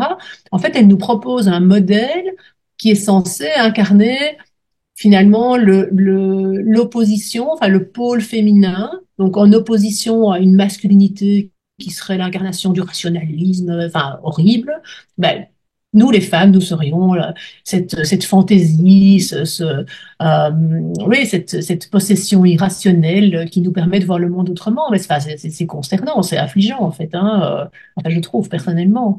Euh, mais voilà, je ne sais Ouais. pas si j'ai répondu à votre question. C'est parfait, dans un temps court, c'est pas simple. Et c'est vrai que pour moi, la philosophie sous-tend en fait tellement de choses que j'aime bien y venir un petit peu. Alors, pour avancer, vous expliquez que pour les woke, donc dans votre livre, vous expliquez que tout ou presque est construction sociale. Et comme tout est construction sociale, bien, tout ne serait qu'affaire de point de vue. Vous nous avez expliqué là pourquoi. Et donc, tout ne serait que socialement construit. Alors, ce point de vue, il est évidemment parcellaire, il est aberrant, il est anti-rationnel. Et en fait, cette manière de voir les choses, est-ce que c'est pas le symptôme d'une génération qui a été biberonnée en fait à la science molle, je le rappelle, qu'est la sociologie. Alors si la sociologie peut être utile, c'est un outil intéressant, la sociologie, mais quand elle perd sa rigueur et quand elle devient le tout pour analyser le monde, eh bien est-ce que ça nous donne pas une génération de woke? Oui, je pense effectivement il y a cette, enfin, une part de l'explication réside sans doute dans ce poids donné à la sociologie et en tout cas à une manière particulière de faire de la sociologie aujourd'hui et qu'on voit se développer, qui sont toutes ces studies, hein, ces fat studies, gender studies, ethnic studies, etc., etc. Euh, et aussi, enfin, surtout, moi, ce qui me frappe aussi, c'est l'absence de plus en plus flagrante d'interdisciplinarité. C'est un peu paradoxal en fait, hein, parce que en même temps, ces studies, si on prend par exemple les études de genre, ben, c'est en fait une façon de complètement décloisonner les disciplines, enfin, de sortir des disciplines traditionnelles en disant voilà, on va pas étudier l'histoire des femmes ou les femmes dans l'espace, etc. On va étudier tout ce qui concerne le féminin sous toute une série enfin, toute une série d'approches différentes. Et en même temps, l'approche qui est systématiquement, me semble-t-il, gommée, c'est l'approche science dure. Hmm. C'est-à-dire que dans les études de genre, vous n'avez pas un seul biologiste, vous n'avez pas un seul éthologue, vous n'avez pas Ouais, parce que un seul... pardonnez-moi, par exemple, pour donner un exemple, dans votre livre, vous le montrez très bien, des féministes comme Elisabeth Badinter n'ont peut-être pas fait exprès, mais ont tenté de montrer qu'être féministe, en fait, c'est sortir de la nature. C'est-à-dire que, eh bien, une femme féministe conséquente n'est plus, en fait, assignée, même pas un petit peu, à la nature, à ce qu'elle est, en fait. Et c'est peut-être ça le problème, en fait. Mais alors justement, moi j'ai parfois l'impression que que Badinter a peut-être été prise un peu trop à la lettre par certaines féministes actuelles. C'est-à-dire que moi je pense que la question de la déconstruction du genre était une question extrêmement prometteuse et très intéressante. Je veux dire, dire que effectivement, ça n'est pas parce qu'on est homme ou femme qu'on a des prédispositions particulières dans telle ou telle matière ou un caractère plus ou moins doux, plus ou moins sensible, plus ou moins assertif, plus ou moins prise de risque, etc., etc. C'était ouvrir le champ des possibles. C'était dire au fond, ben voilà, être homme ou femme, ça nous détermine à la marge, j'ai envie de dire, euh, pour ce qui est bah, de la reproduction, évidemment, pour ce qui est, qu'en tout cas quand on est hétérosexuel, de la vie sexuelle, mais pour le reste, nous sommes avant tout des êtres humains. Donc je reviens à cette perspective universaliste. Bah Euh, oui, ouais, c'est ça. Non, je voulais juste placer une parenthèse, pardonnez-moi, pour dire que bah, moi j'avais l'impression que ce travail-là avait été fait dans les années 80, parce que moi je suis né en 1980, et je suis de ces garçons qui préféraient jouer à la corde à sauter avec les filles, qui préféraient jouer à la marelle. Je trouvais les filles plus intéressantes, alors que les garçons étaient plus grégaires. Alors je le suis devenu après, moi, plus grégaire. En tout cas, à l'époque, quand j'étais enfant, je les trouvais grégaires, je les trouvais peu intéressants. Je veux dire, je me suis jamais senti freiné, rabaissé. Je me suis jamais même posé la question si j'étais pas un homme ou pas.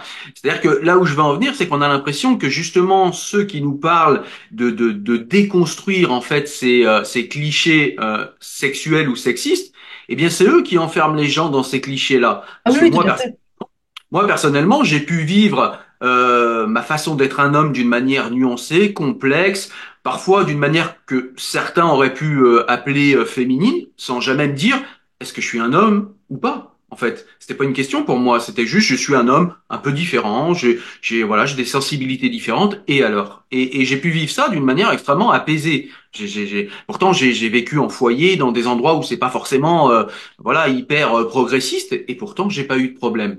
Oui, Donc voilà, oui. j'ai l'impression que ça, ce travail est déjà fait en fait. C'est pour ça que je vous parle de ça. Et j'ai l'impression que là, en fait, c'est-à-dire que j'ai l'impression, depuis le début de la conversation, que ce que vous nous expliquez, c'est qu'en fin de compte, quand le stigmate n'existe pas, il le crée. C'est-à-dire qu'il Oui, crée le oui. stigmate pour ensuite dire, ah ben, je vais m'émanciper de ce stigmate que j'ai créé. C'est un peu bizarre.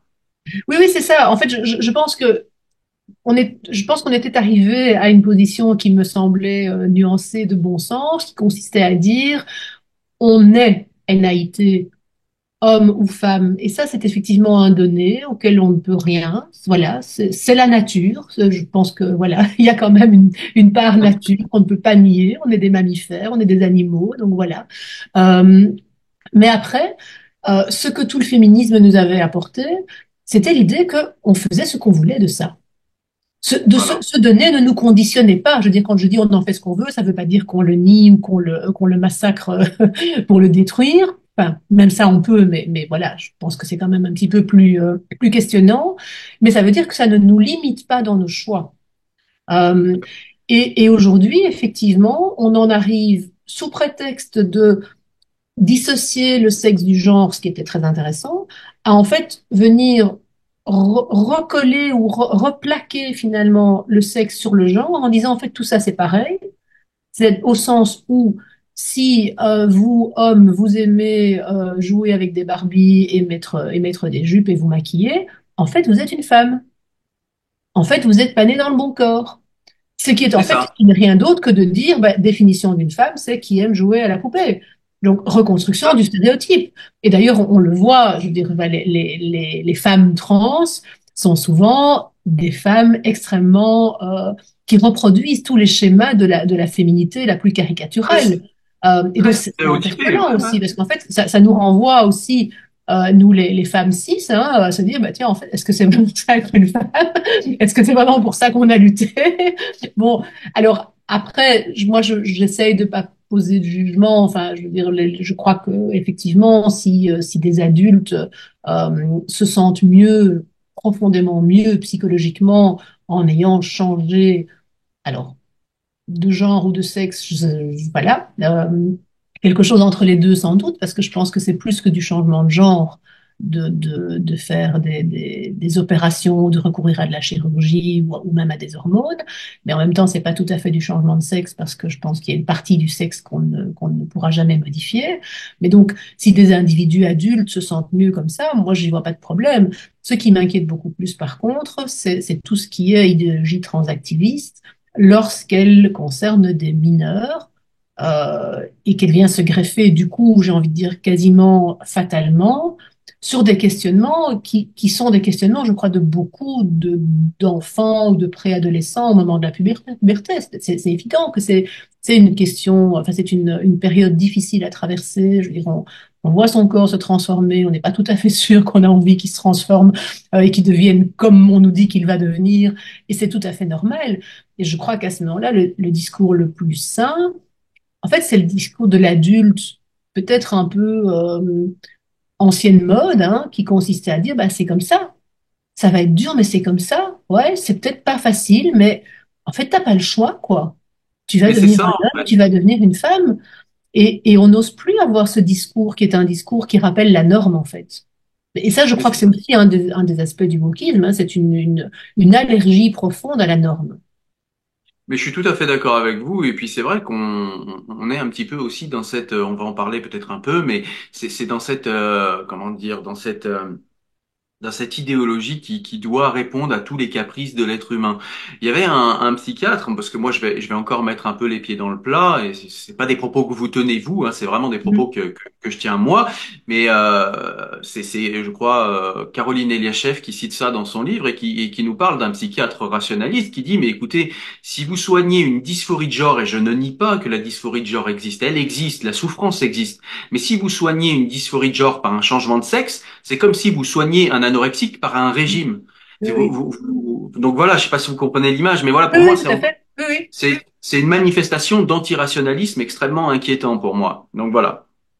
Oui, Euh, je suis tout à fait d'accord. C'est vrai que, enfin, oui, c'est vraiment le même type de raisonnement. C'est de dire, voilà, puisqu'il y a une pathologie qui consiste à, enfin, je n'aurais pas dû dire pathologie, évidemment, mais disons qu'un trouble qui consiste à à avoir une vision de soi qui ne correspond pas à la réalité. Parce que voilà, c'est ça. l'anorexie, là, il se voit gros, alors qu'en fait, il pèse déjà plus que 45 kilos tout mouillé. L'enfant atteint de dysphorie de genre, il se voit comme étant dans un corps qui n'est pas le bon. Mais ça n'est pas en validant la perception erronée qu'on soigne le trouble, en fait. Enfin, en tout cas, Exact. la première chose à faire, je crois, en tout cas pour ce qui est de la transidentité, ce serait d'essayer de comprendre d'où vient ce mal-être et de Ouais. s'assurer qu'il persiste suffisamment longtemps dans le temps. Et là, je crois qu'il faut avoir le courage de dire que ça peut durer des années. Euh, Exact. donc c'est pas juste une question de 3 mois ou de 6 mois, parce que voilà, c'est ce genre de trouble, ça peut durer des années. Exactement. Il y a Alors quelque je vais. chose quand même de très interpellant, je trouve, à dire que la première chose à faire, ça doit être de recourir à la médecine. Ouais. Je veux dire, sans se rendre compte, enfin, soi-disant au nom de l'autodétermination, c'est-à-dire en envoyant à la poubelle euh, tout ce qu'on sait sur le fait qu'un enfant est en construction, en recherche, et donc que forcément ça tâtonne, ça hésite pas mal. Euh, et donc l'aider, ça devient en fait modifier son corps par des opérations qui sont parfois quand même extrêmement invasives et qui compromettent largement son accès au plaisir sexuel, sans même parler d'avoir des enfants, etc., etc. Alors que le bon sens voudrait, voudrait qu'on aille d'abord vers une approche psychothérapeutique. Tout à fait. Alors j'avais 1000 questions à vous poser, mais je vais avancer parce que la conversation est tellement intéressante et tellement dense que, eh bien, on prend beaucoup de temps. Donc je vais passer directement sur le chapitre où vous parlez du langage. Orwell nous l'a montré, quand on modifie un langage, ça n'est pas rien. Donc vous dites que le wokisme modifie également le langage par l'écriture dite inclusive. Et à la lecture de votre livre, il me semble que c'est particulièrement le cas en Belgique. Est-ce que vous pouvez nous expliquer quel est l'intérêt pour les tenants du wokisme de modifier notre langage et comment ça fonctionne du coup maintenant en Belgique à ce niveau-là? Alors, je ne sais pas si c'est plus fort en Belgique qu'en France. Je pense qu'on a certainement moins de résistance en Belgique. Ça me paraît évident. Ouais, Oui, vous parlez du fait que l'écriture inclusive en Belgique est désormais utilisée par les administrations. oui, oui, oui, C'est pas oui. le cas en France encore. C'est pas le cas. Il y a trop de résistance encore. Oui, c'est ça, voilà. Mais oui, je Ouais. pense que je pense que les Français ont quand même une culture universaliste et laïque plus costaude qui vous permet quand même de trouver des outils qui permettent de résister que nous n'avons pas puisqu'on tâtonne sans arrêt. Donc voilà. Euh, mais donc cette écriture inclusive, c'est de nouveau un bel exemple de wokisme, c'est-à-dire que ça repose sur l'idée que la langue invisibiliserait les femmes et que donc il faudrait finalement manifester par le biais de la langue euh, que, que lorsqu'on parle des gens, ben, ça inclut toujours évidemment des hommes et des femmes, sauf si par exception il n'y a que des hommes ou que des femmes qui sont visés. Euh, Sauf que là aussi, ça, ça mène souvent à des contradictions. Enfin, moi, c'est ça qui m'amuse beaucoup dans ces histoires-là. C'est que à la fois, on va vous dire, sous prétexte d'écriture inclusive, ben voilà, il faut dire il et elle, les étudiantes et les étudiants, etc., etc. Et en même temps, on va vous dire qu'il faut privilégier, quand c'est possible, les termes épicènes. Alors, les termes épicènes, ce sont précisément les termes qui ne sont pas accordés différemment en fonction du genre. Donc, par exemple, les ministres. Sauf que si vous voulez visibiliser les femmes, c'est pas en disant les ministres que vous allez montrer qu'il y a des femmes parmi les ministres. Donc, donc ça aussi, je trouve que c'est un excellent exemple de toutes ces contradictions dans lesquelles le wokisme se dépêtre, où parfois on se dit, ben, est-ce qu'il s'agit de visibiliser les femmes ou est-ce qu'il s'agit d'invisibiliser tout le monde pour que personne ne soit privilégié? Et je crois qu'en fait, c'est plutôt ça. C'est-à-dire que c'est une obsession de ne surtout pas euh, accorder un quelconque privilège aux hommes. Ouais. Euh, alors, le problème de l'écriture inclusive, me semble-t-il, c'est qu'en fait, il crée de nouveaux discriminés, dont en fait tout le monde se fout parce que c'était pas le but, c'est-à-dire tous les primo-arrivants qui doivent apprendre la langue, les enfants qui sont déjà atteints de dysorthographie ou de dyslexie, et pour tous ces gens-là, c'est extrêmement compliqué. Euh, mais en fait, c'est pas grave. On va les sacrifier sur l'autel de l'égalité homme-femme qui prend sans cesse de nouveaux chemins.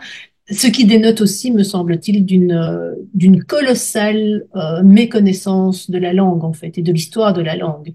Parce qu'en fait, je sais bien, moi, on m'a appris effectivement que le masculin l'emportait sur le féminin et j'en suis pas morte. Je comprends aujourd'hui qu'on dise que c'est un peu plus compliqué que ça, parce qu'effectivement, historiquement, c'est un peu plus compliqué que ça. En fait, c'est le neutre latin qui l'emporte. Mais le neutre latin, il a disparu dans l'évolution de la langue française. Et donc aujourd'hui, ben, effectivement, le masculin est ce qui fait office de neutre. Et donc, ça n'est pas un masculin, c'est une forme de neutre qu'on ne peut plus distinguer du masculin. Ouais. Ok. Alors, on va passer à un autre sujet du livre encore, toujours le wokisme. Et le wokisme, en fait, vous l'avez montré tout au long de notre conversation, semble être finalement une dictature des minorités qui assigne les gens à identité. Et à ce titre, est-ce que le wokisme, en fait, n'est pas antidémocratique en ce sens que la démocratie est une dictature de la majorité?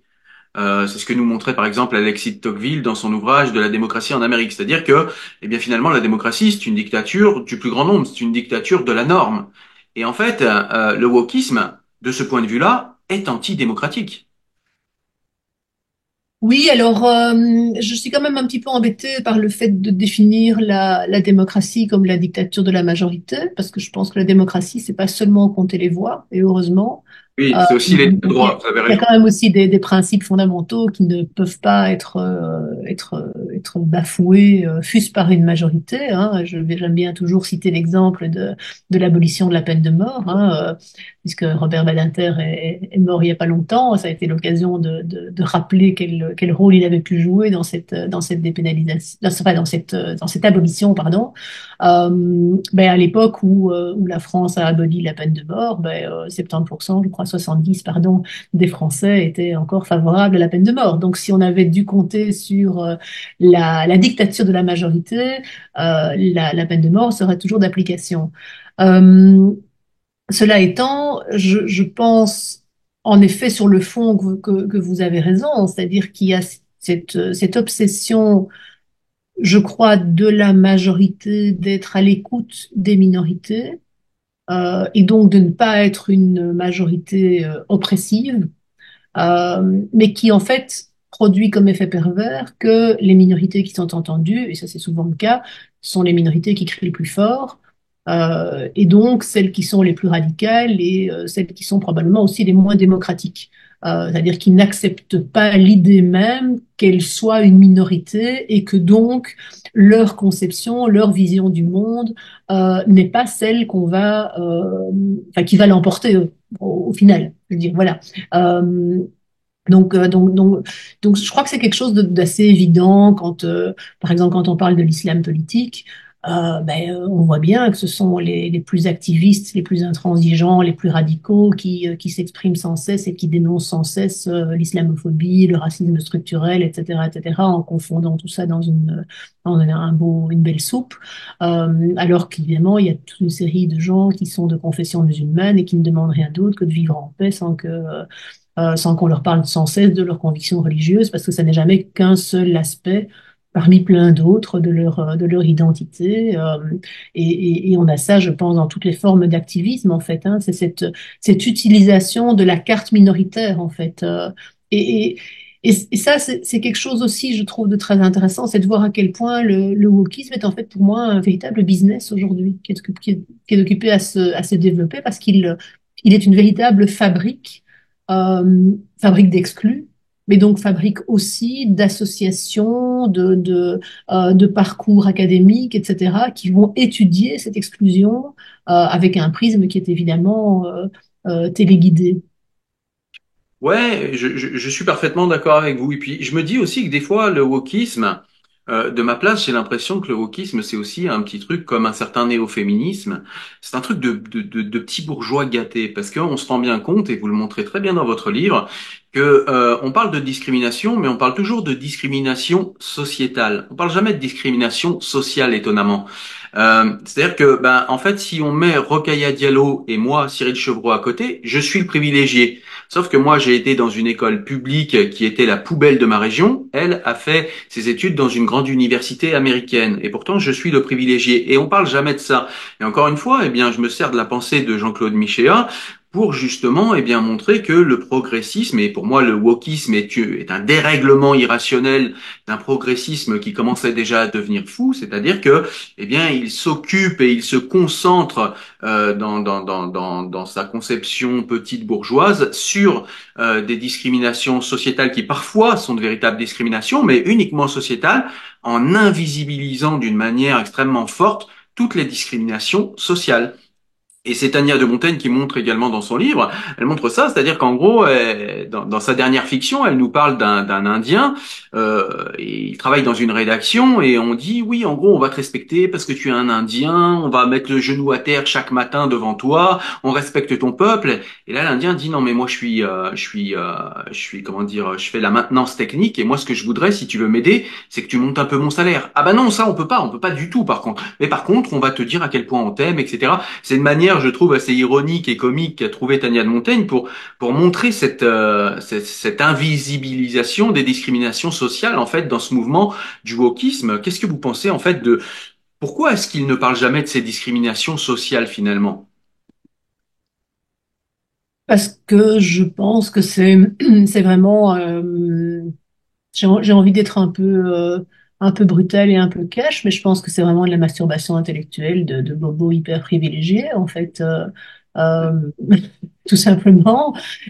Enfin, alors, comment se fait-il qu'ils se dirigent vers ça plutôt que de se dire ben, comment faire pour qu'il y ait plus de sans-abri, pour qu'il y ait plus de personnes qui sont de véritables exclus du système. Enfin, je veux dire, parce qu'en fait, le plus frappant, c'est qu'en fait, ça nourrit l'extrême droite de manière absolument monstrueuse, en fait. Je veux dire, quand on n'arrête pas de dire à des hommes blancs de plus de 50 ans, qui sont par nature, par essence privilégiés parce qu'ils sont blancs, parce qu'ils ne sont pas racisés, etc., etc., et parce qu'ils étalent leur blanchité de manière arrogante, je dis, mais comment voulez-vous que reçoive ça le gars qui est sans abri, qui dort dans la rue toutes les nuits, qui n'a pas de boulot, qui n'a pas de logement, etc., etc., et à qui on dit qu'il est l'incarnation même du privilège, quoi. C'est d'une violence absolument insupportable.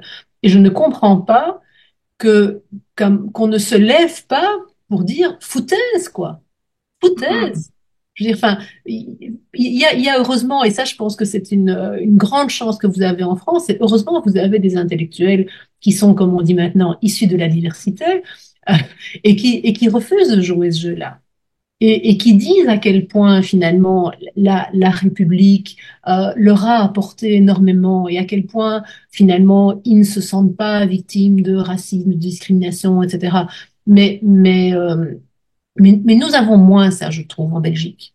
Je Ouais, c'est ça, je suis d'accord avec vous. Par exemple, quand j'ai lu le dernier livre de Fatiha Boudjala, je sais pas si vous l'avez lu, mais je me suis sais pas si j'ai lu reconnu. son dernier, mais j'en ai lu, enfin, elle en a préfacé un des miens. Les, Oui. les Nostalgériades, c'est le tout Ah non, dernier je l'ai où pas lu celui-là, non.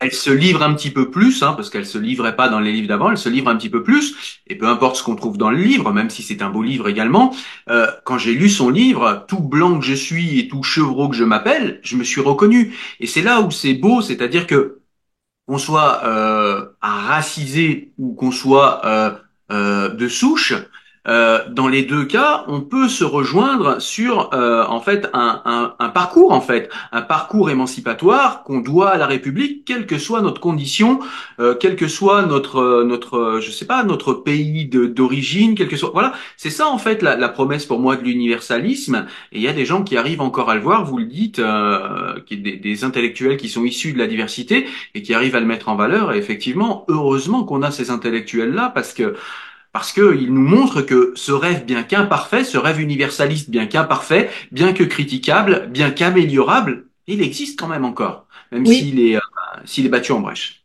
oui, mais alors le problème quand même, c'est que ces gens-là sont considérés comme des traîtres. Et Hmm. ça c'est aussi, enfin, c'est le retour de bâton finalement. C'est que on n'arrête pas de nous dire, ben voilà, il faut écouter la parole des concernés, etc. Mais en fait, les concernés, ils sont censés dire ce qu'on aimerait bien qu'ils disent. Et quand ils disent autre chose, tout d'un coup, ils sont tombés dans le camp des les bounty, ceux qui sont peut-être noirs à l'extérieur, mais qui sont blancs à l'intérieur. Et c'est évidemment pas du tout un compliment dans la bouche de ceux qui utilisent cette formule. Et, euh, et ça montre aussi finalement toute l'aberration du wokisme, son caractère idéologique. C'est qu'en fait, la parole du noir qui dit, enfin, je prends le noir, ça pourrait être le maghrébin ou peu importe, ou l'homosexuel ou le trans, qui dit, moi je me sens en fait bien en Belgique ou en France, j'ai pas l'impression d'être victime de discrimination, j'ai pas l'impression que ce soit si difficile pour moi de vivre selon mon identité ou mes identités multiples. Celui-là, c'est un traître à la cause en fait. Ouais. Je suis d'accord. Je suis d'accord avec ce racisme-là qu'on se refuse de voir parce que c'est un racisme très violent aussi. Je trouve que, enfin, si j'étais à la place de ceux qui subissent ce genre de choses, je pense que je serais très affecté également.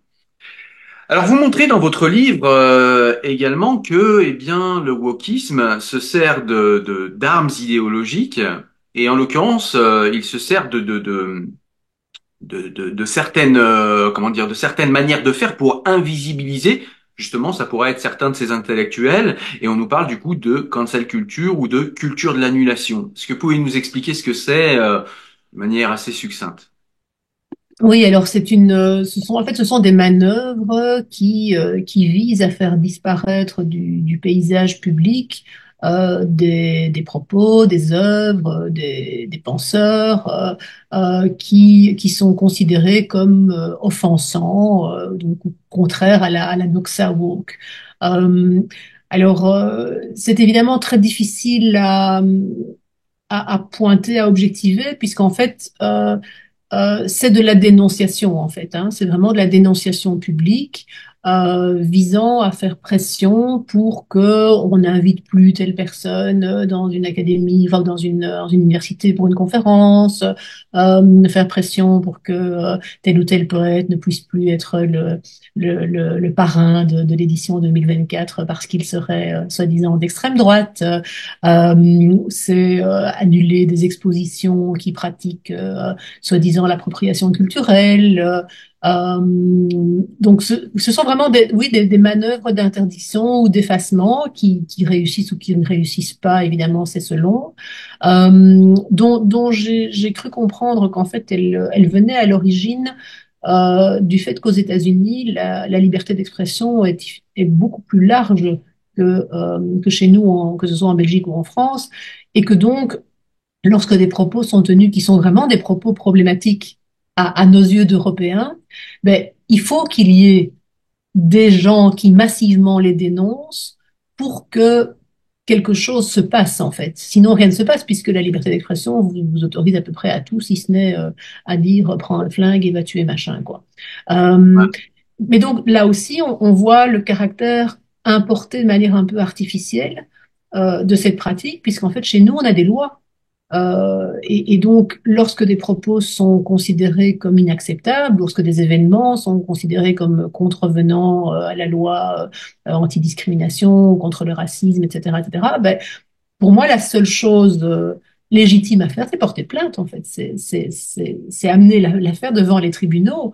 Or, on est de plus en plus confronté aujourd'hui à une manière de faire la justice, hein. On parle souvent des wokistes comme des guerriers de la justice sociale, hein. C'est-à-dire que c'est à coup d'intimidation, de manœuvres qu'on pourrait qualifier de manœuvres de harcèlement, qu'on va convaincre de désinviter tel conférencier, de supprimer tel événement, de modifier telle exposition, etc., etc. D'accord. Et du coup, bah, dans la continuité de la première question, vous montrez justement dans votre livre que, eh bien, les wokistes ont inventé tout un tas de mots en fait pour faire des procès d'intention incessants à tout un tas de personnes ou d'intellectuels qui ne leur plaisent pas. Donc, ils vont nous parler de mansplaining, de mégenrage, d'islamophobie, etc. Et vous montrez, et j'ai trouvé ça intéressant en fait, que bizarrement, il y a des mots qu'ils n'utilisent pas, comme par exemple, ils ne parlent jamais d'athéophobie, ils ne parlent jamais de normativité islamique, toutes ces choses-là. Est-ce que vous pouvez nous expliquer en fait le biais qu'il y aurait en fait dans leur manière de dénoncer certaines discriminations selon eux et de ne pas voir certaines autres? Mais le biais, c'est toujours le même, en fait, hein, c'est qu'il y a une espèce de liste, enfin, qui doit exister quelque part, je dirais, dans leur univers mental en tout cas, de liste des minorités qu'il s'agit de protéger et de défendre à tout prix. Et puis, il y a d'autres minorités qui, pour des raisons enfin, peu explicables à mes yeux, ne figurent pas dans cette liste. Donc, effectivement, être athée, je crois que on peut dire que c'est d'une certaine manière une minorité, en tout cas les athées qui expriment ostensiblement leur athéisme, qui voudraient porter un petit chapeau Dieu n'existe pas, ou un t-shirt j'emmerde Dieu, ben, ceux-là, on n'en parle jamais.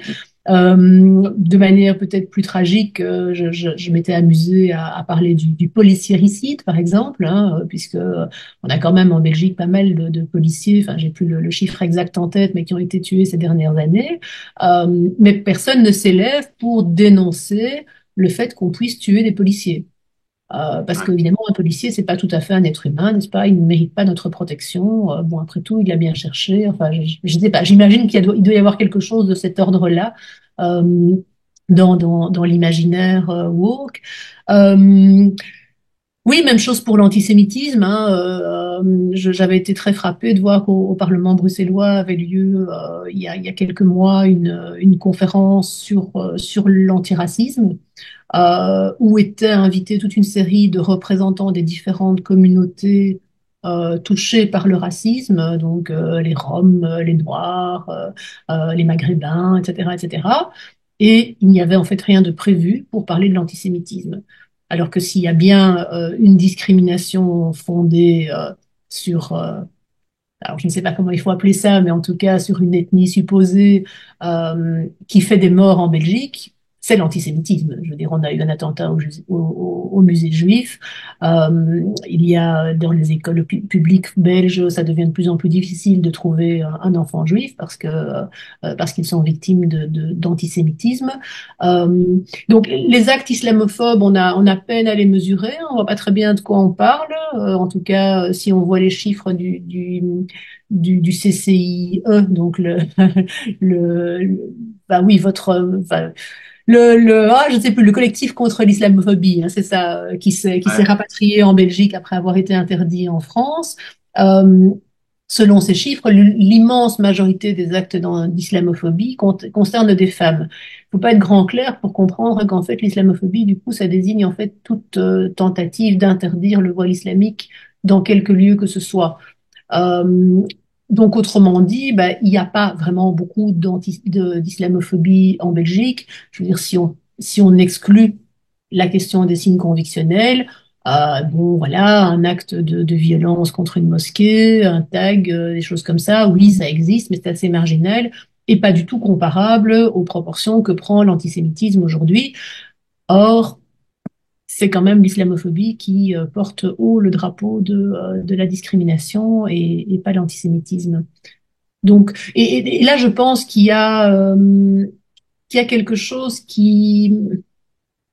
que pour expliquer ça, je dirais, il faut sans doute replonger dans l'antisémitisme historique et dans la manière dont on se représente dans l'imaginaire antisémite, dont on se représente le juif. C'est-à-dire qu'au fond, le juif, il est comme nous, il est blanc, il passe inaperçu, mais il tient les ficelles du pouvoir, il est riche, etc., etc. Et donc, c'est pas du tout un profil intéressant pour le wokiste. ouais, Quand on est woke, on cherche ceux dont la discrimination est visible, enfin, dont la différence est visible et qui sont en plus en bas de l'échelle sociale. ouais. Enfin, ou pas, parce que c'est vrai que Rokhaya Diallo, pas tellement, et pourtant, son business victimaire fonctionne à plein. C'est ceux qui pleurent le plus fort, comme vous le disiez, je pense. Oui. Il me reste deux petites questions à vous poser. Mais qui sont pas les moins importantes. La première, c'est tout simplement que vous expliquez que finalement le wokisme, eh bien, c'est une haine de l'Occident et de tout ce qu'il représente en termes de philosophie, en termes de politique, en bref, tout ce que l'Occident est, a été ou tout ce qu'il a construit. En fait, souvent, les gens qui sont issus du wokisme et qui sont parfois et même souvent des bourgeois blancs pénitents, comme dit Fatiha Boudjala, j'aime bien ce terme. Eh bien, tous ces gens-là, en fait, détestent l'Occident et ont envie de le détruire. Et comme vous l'avez déjà dit, ils n'ont aucun projet utopique, aucun projet de remplacement. Ce sont simplement, on dirait, des sceptiques hypercritiques qui veulent tout détruire, en fait, non? Oui, oui, tout à fait. Je voulais peut-être ajouter quelque chose plutôt que de répondre ce n'était pas vraiment une question, mais ajouter une réflexion qui pour moi illustre bien le fait qu'il s'agit vraiment d'une haine de l'Occident. Euh, c'est que par exemple quand on parle de violences faites aux femmes, on va mettre l'accent dans le corpus woke sur toutes ces micro-agressions, toutes ces choses absolument insupportables, hein, les hommes qui sont jambes écartées dans les transports en commun, ou le mansplaining, etc. Donc toutes ces choses absolument abominables. Et par contre, on va passer sous silence, par exemple, les mutilations génitales dont sont encore victimes des fillettes aujourd'hui, qui sont évidemment d'origine africaine, mais qui sont nées, qui ont grandi chez nous. Et en fait, c'est vraiment une tâche aveugle, je pense, de cette approche intersectionnelle, parce qu'on n'a pas encore utilisé le mot, mais l'intersectionnalité, c'est quand même un truc fondamental dans le wokisme, hein, c'est de se dire, voilà, il y a des individus qui sont au confluent de plusieurs discriminations, mais quand le confluent de plusieurs discriminations, c'est un confluent qui exclut l'Occident, ou qui fait de l'Occident une aide potentielle, comme dans le cas, par exemple, de l'excision. Je veux dire, nous avons des lois contre les mutilations génitales. Et donc, ce qui rend la situation d'une gamine d'origine africaine difficile, en l'occurrence, ça n'est pas le fait que les Blancs soient racistes, c'est le fait que dans sa culture d'origine, on pratique l'excision. Mais ça, tout Ouais. d'un coup, ça nous intéresse, enfin, ça les intéresse beaucoup moins. Donc, donc il y a vraiment une volonté d'aller traquer ce qui dans notre société est discriminant, en ne voyant pas, en refusant vraiment de manière tout à fait volontaire de voir tout ce que certaines pratiques issues d'autres cultures, mais qui continuent à exister chez nous, suscitent aussi, enfin, produisent aussi comme discrimination et parfois extrêmement, beaucoup plus violente. Ouais, tout à fait. Donc ça a coupé un petit peu pendant que vous parliez. Et en fait, ce que vous disiez, c'est tout simplement que, effectivement, les woke sont assez aveugles, ont une cécité par rapport à certaines violences faites aux femmes dans d'autres pays que l'Occident, enfin dans d'autres civilisations que l'Occident, et que du coup, en Occident, ils vont être hypersensibles à des microagressions. C'est ça, j'ai bien résumé le Oui, propos. sauf que je voudrais peut-être quand même préciser que c'est pas uniquement dans d'autres civilisations ailleurs, c'est aussi sur notre territoire. Je veux dire, sur notre territoire, il y a des gens aujourd'hui qui subissent des discriminations croisées parce qu'ils sont, par exemple, filles d'origine africaine ou hommes euh, musulmans et gays. Ce sont des situations qui sont extrêmement compliquées parfois et qui sont à l'intersectionnalité, enfin, à l'intersection de plusieurs discriminations, mais sur lesquelles on fait silence, alors que ça se passe chez nous. Je veux dire, c'est pas seulement d'aller dénoncer les fillettes aux pieds bandés en Chine, etc. Enfin, ça, je comprends bien. Je me dis, bon, voilà, c'est important qu'on aille chercher ce qu'on peut faire chez nous, mais laisser tomber des gens, les abandonner à leur culture, en fait, sous prétexte de tolérance, ça me paraît quand même un petit peu excessif. Tout à fait. Et la dernière question que j'ai à vous poser, c'est ce qui arrive à la fin de votre livre, c'est-à-dire que dans votre livre, en fait, vous invitez à revenir au débat, même rugueux, aux échanges d'idées, à la nuance, et non à la protection, pardon, des fragilités, des subjectivités de chacun au profit de plutôt la fabrique d'idées, l'idée rationnelle, et de la confrontation de ces idées et du retour au rationalisme. Est-ce que vous pouvez nous expliquer ce que vous entendez par là et pourquoi vous souhaitez ça? Est-ce que ce n'est plus le cas du coup aujourd'hui? Non, moi je trouve que c'est assez affolant aujourd'hui. Je veux dire, enfin, quand on voit la manière dont les débats se mènent sur les réseaux sociaux, enfin, c'est peut-être pas un bon exemple, mais malheureusement, c'est un des rares endroits où on peut encore débattre, si ce n'est physiquement. Et physiquement, c'est compliqué aussi. Enfin, je veux dire, quand on voit le nombre de, de conférences qui sont chahutées, qui sont menacées, etc., etc. Donc, tout ça m'amène à affirmer que oui, le débat contradictoire est devenu quelque chose d'extrêmement difficile, où très vite on en vient à des accusations sur la personne, où on refuse de considérer des idées comme pouvant être valides et méritant d'être examinées d'un peu plus près. Euh, et, et, euh, et où finalement, bah oui, la raison passe complètement à la trappe, en fait. J'avais eu un désaccord comme ça récemment avec quelqu'un sur les réseaux sociaux et il se trouvait que la personne euh, en question était de couleur noire et j'étais en désaccord avec elle et un intervenant, un tiers, est venu me dire, mais enfin, quelle façon totalement inappropriée de réagir quand une personne qui est racisée vous dit que ce que vous avez dit l'a touché, lui a fait mal, la seule chose à faire, c'est de vous excuser, de dire que vous allez y réfléchir et revenir vers elle une fois que vous seriez en de meilleures dispositions. Et, et je me suis dit, mais enfin, mais c'est le degré zéro de la pensée, quoi. Je n'avais évidemment pas été ni insultante, ni racisante, etc., etc. J'étais simplement en désaccord. Et j'avais envie de répondre, mais moi aussi, je suis une minorité, et moi aussi, je suis peut-être blessée, touchée, heurtée dans ce que je suis profondément. En fait, on sait rien de mes sentiments à moi. Euh, mais il y a vraiment une culture qui se développe aux États-Unis. On le voit notamment avec les safe space qui se développent. On n'en a pas parlé, mais c'est quand même intéressant comme exemple. C'est-à-dire cette idée finalement que quand des idées sont énoncées qui risquent de vous faire mal, vous avez le droit d'avoir une pièce à vous où vous pourriez vous réfugier pour, pour vous retrouver entre personnes qui, comme vous, ont été heurtées, blessées. Et on ne parle pas ici de quelqu'un qui dirait vive Hitler, quoi. On parle vraiment de choses qui sont des propos extrêmement, extrêmement ténus, enfin juste un désaccord. Enfin, je sais pas, il pourrait s'agir de dire, tiens, au fond, est-ce que la croyance religieuse n'est pas une manière de refuser le réel, par exemple? Voilà, une belle question philosophique. mais qui pourrait mener des étudiants à se dire, moi je veux une safe space parce que j'ai entendu là un propos qui est absolument religiophobe, qui me heurte profondément dans mes convictions. Mais où est-ce qu'on va aller comme ça? Enfin, je veux dire, la théorie de l'évolution, elle est probablement très heurtante pour certaines personnes aussi. Euh, donc, donc oui, je pense qu'on est occupé à fabriquer une génération de flocons de neige, hein, pour reprendre une expression qui n'est pas de moi, mais qui, au nom du fait que ce sont des flocons de neige, en fait, exercent une violence symbolique absolument terrible sur tous les autres, en fait.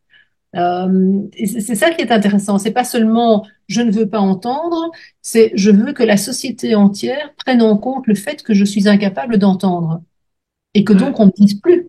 Et donc évidemment, du coup, c'est la liberté d'expression de tout le monde qui est en fait affectée par l'hypersensibilité de quelques-uns alors que, pour revenir à ce que je disais déjà sur les enfants lors de leur puberté, je crois que ça vaut pour toute une série de sujets, c'est de dire, bah oui, il faut apprendre à supporter des choses qui nous plaisent pas, quoi.